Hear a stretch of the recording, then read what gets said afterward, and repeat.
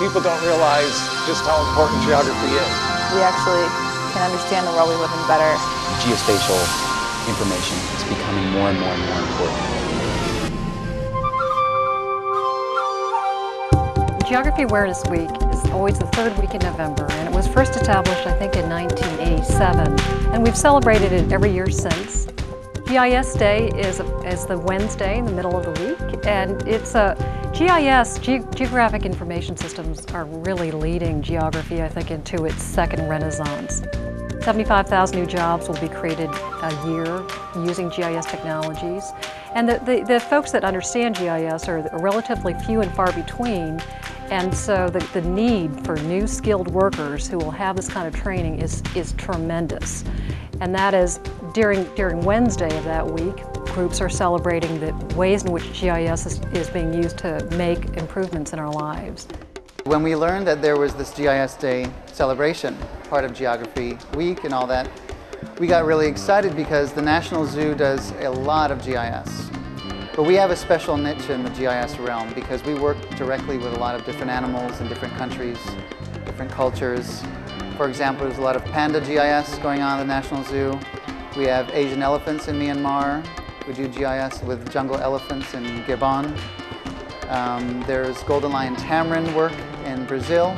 So we thought, well, we have this fantastic venue, the Amazonia Science Gallery, and it would just be great to bring all the different parts of Smithsonian together to celebrate GIS, since it's such a widely used tool.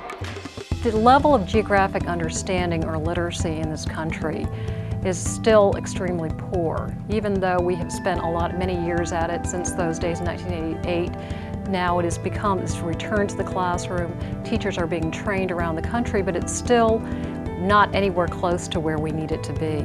In fact, we just conducted a poll a few months ago with the Roper organization. What we found are some fairly shocking statistics.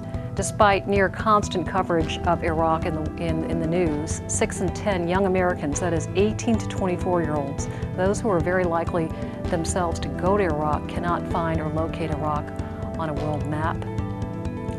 Many more cannot find Afghanistan. We asked some simple questions that every business person is going to need to know, like if it's noon in New York, what time is it in Los Angeles? And we found a third of young adults could not answer that question. In fact, many of them thought if it was noon in New York, it must be noon in Los Angeles, which is a little bit of a surprise. And you can imagine the ramifications of that. Our whole life is geographically based. We elect our leaders from geographical regions, constituencies, but very few people look at them as geographic units. Salesmen sell to a territory. It's theirs and it has a boundary, it's a geographic location. Geography isn't really taught in schools, people don't get it. And yet what they do, all the things they use, where they come from, are expressions of geography. We've got a group of corporations that have large installations around here who are coming and describing some of their programs. We've been looking at a touch table down in the foyer of the cinema, which is wonderful. You can look at anywhere in the world. And so the students are getting a feel for the technology like that. What we hope they take away from this is a feel for the technology and a better understanding of the interconnectedness of our global existence.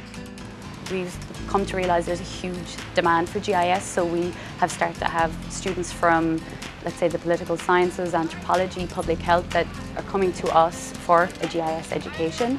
So we decided that every GIS day we use a different theme. Last year it was public health, this year humanitarian assistance, next year we're going to try for something environmental. So we want to open it up to the GW community and show the variety of positions that you can get if you do have training in GIS.